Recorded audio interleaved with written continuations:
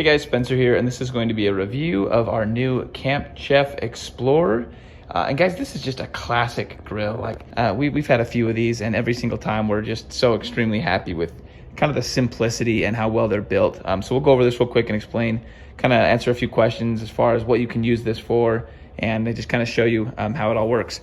So the first thing is, it is 2 burners, and each of those burners has this steel grill part on it, or whatever material this is, and this is really well built. And so a lot of the questions I saw, people were going to do canning, put Dutch ovens, things like that. A lot of people have put on 40 to 50 pounds and had no issue, so it's extremely well built. You should be fine.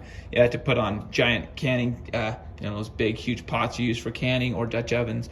We've done both and had no issue, no issues, no bending, nothing like that. So the whole thing's really, really durable. It can hold pretty much whatever you want to put on it, except unless you want to maybe sit on it or something like that, which I can't imagine you would want to.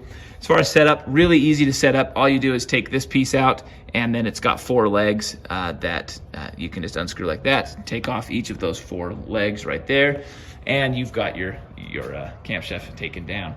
The only other piece besides the legs and the core stove is this one right here, which just clips on in 4 different places. That's just a wind stopper right there.